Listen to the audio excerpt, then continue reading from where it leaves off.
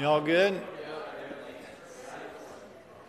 All right, well, we will go ahead and get started. I'd like to welcome Neal Shipley to the interview room here at the John Deere Classic. Neal, thanks for joining us for a few minutes, making your fourth career start on the PGA Tour and second as a professional, coming off a top 20 finish last week at the Rocket Mortgage Classic.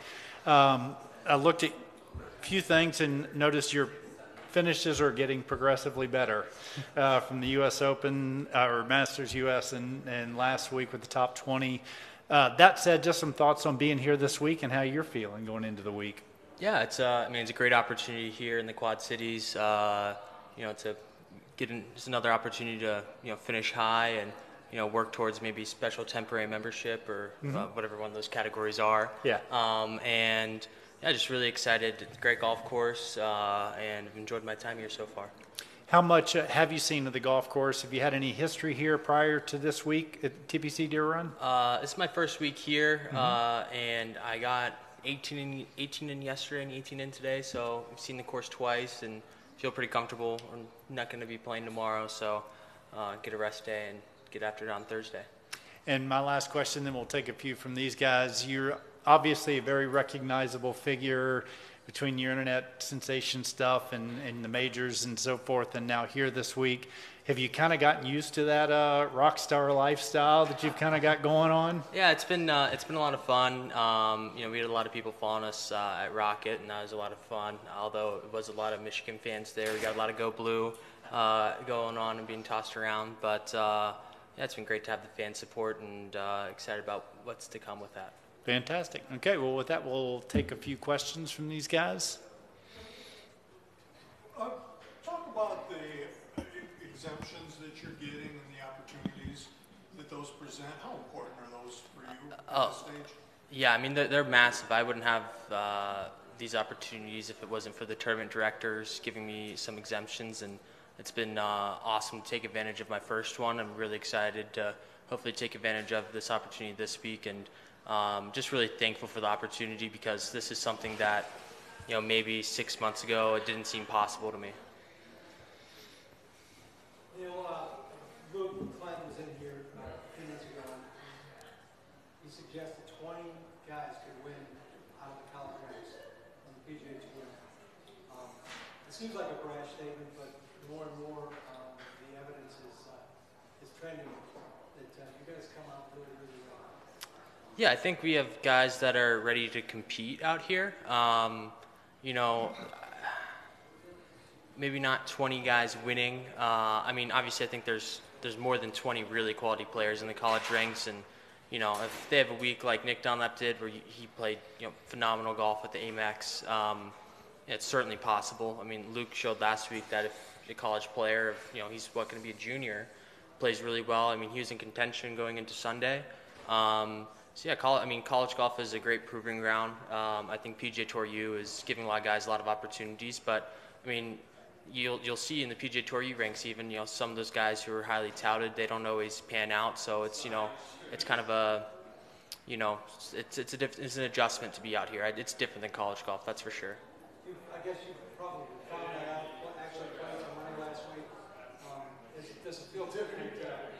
Are the nerves a little more tested? We're not really thinking about that too much, trying not to. You certainly could, and I could probably think about a bunch of putts that would cost me money, but that's just not a good thing to think about or a healthy way to think about things in the long term. At the end of the day, we're just trying to play really good golf, and good golf travels whether you're on PGA Tour Americas or up here. So, it's just kind of focusing on those things and letting the rest take care of it. Obviously there's nerves competing, here, especially if it's your first time, but I've felt pretty comfortable with that experience at Augusta and at the US Open. Coming into Rocket Mortgage, I felt pretty settled and felt like I knew a lot of guys out here and had a lot of familiar faces in that locker room. Obviously low end of those two majors.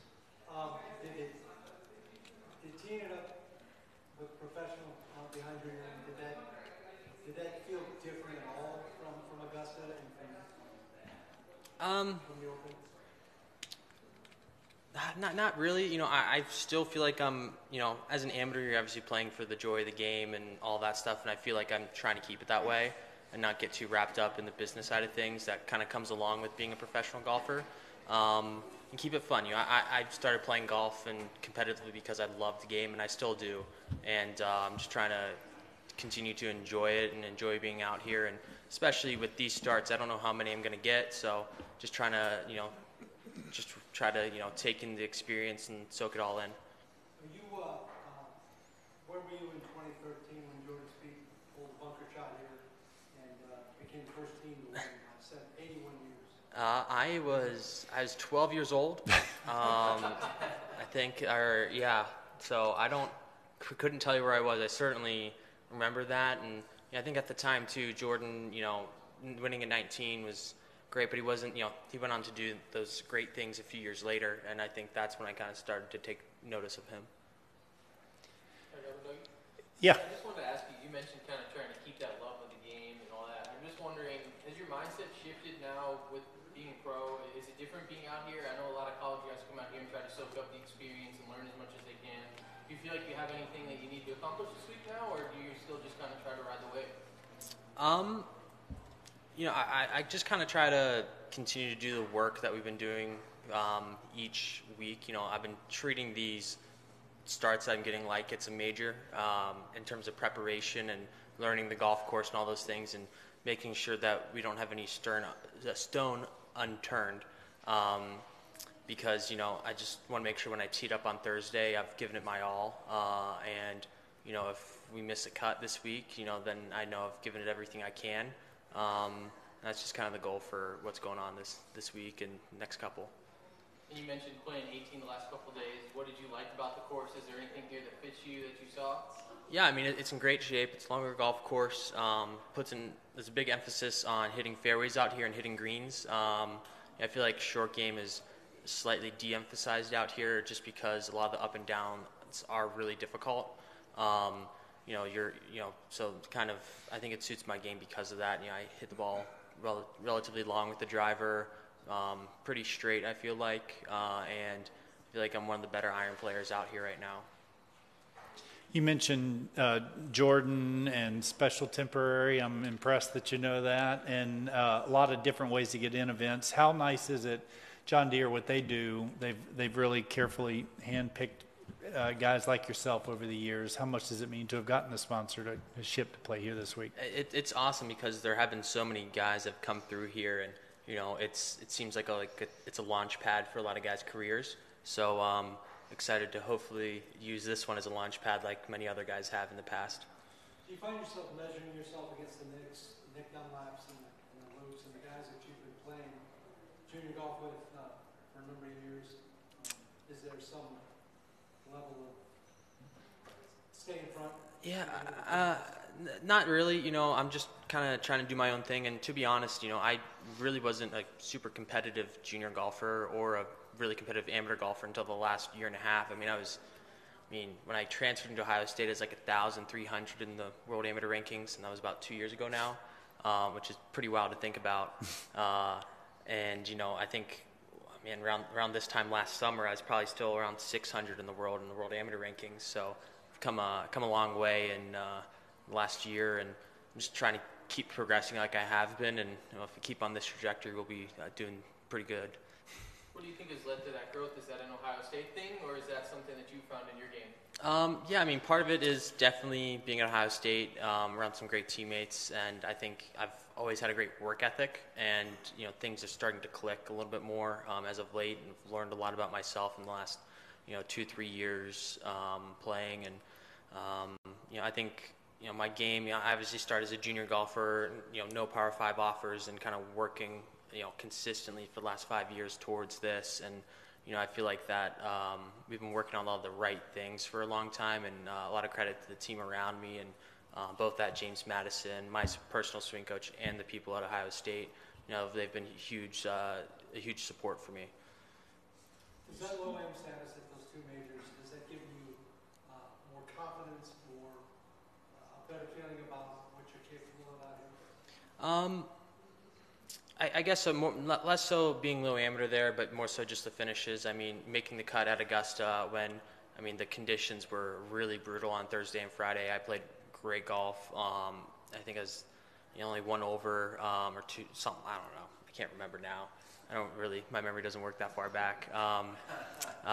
Yeah, but I mean, that was great playing. I mean, 30-mile-an-hour winds. And then, at Pinehurst, I really grinded to make the cut, made a few birdies coming in late to, make it safely, and then played really well on the weekend. T26 at the U.S. Open is a really, really good finish. So that, I think where I've finished and the quality of golf during those events is really what's given me more confidence on this stage.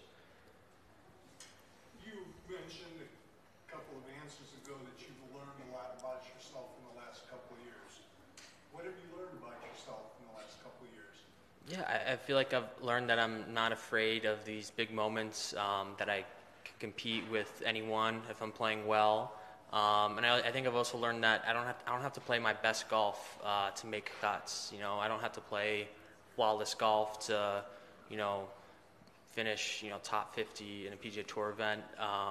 Yeah, obviously you got to play good, but I don't have to have my A++ game. And I think, that's a big confidence boost for me. I know I don't have to be perfect out here. Do you, and then talk a little bit about expectations this week. Is there anything that you have set as your goal for this week, what you want to get done? I know, talking special exemption, you must be thinking, hey, there's something big out there for me that I can get if you're thinking special exemption status. Yeah, I mean, obviously we've thought about that and run the numbers on it. We kind of know the points and whatever note we need to get. But at the end of the day, I'm just trying to enjoy the moment, have fun with it, and be prepared. I like to be process oriented and make sure that I'm focusing on that part, because if I feel like if I take care of my process throughout the week, then the result will follow. Do you know your schedule going forward? Like next 2 weeks. Next 2 weeks, next month? I will be at next week at the ISCO. I'm not sure about the next two. I don't know what's been announced or whatnot. And then, probably back on PGA Tour Canada after that, and unless we do something pretty fun here in the next couple weeks. Okay, well, just one last one with me before we let you go. Obviously, everybody knows you from the golf course. Just a little bit about you, what you enjoy, some of the hobbies, things you enjoy doing, favorite type of music, just to kind of get to know you a little bit better as a person. What do you enjoy? Yeah, well, I did a lot of fly fishing back in Virginia when I was in college. At James Madison, really enjoyed a lot of that. Like being outdoors and kind of enjoying, nature. I think it's really restorative. I love Pittsburgh Steelers football. There's nothing else I'll do on a Sunday afternoon than watch the Pittsburgh Steelers. Yeah, I used to play baseball, so I really enjoy baseball. And, last week at Detroit, got to see a Tigers game. That's sitting in a ballpark and enjoying a game is something I really like to do. Okay. You picked a profession where you're supposed to work on Sundays. I know I did. Yeah, hopefully this Sunday is a different story. Yeah, hopefully if you play well enough, you don't have to play in the FedEx Fall. So I think that's a goal moving forward. So we get to enjoy our Pittsburgh Steelers games, or hopefully they're playing on Sunday Night Football a lot. Good priorities. All right, any other questions? All right, well, Russell Wilson or Justin Fields? It's a great question. I think Russ is probably the guy that's going to start, but yeah, I mean, we've only gotten better. I love Kenny Pickett. I think he's a great guy from everything I've heard.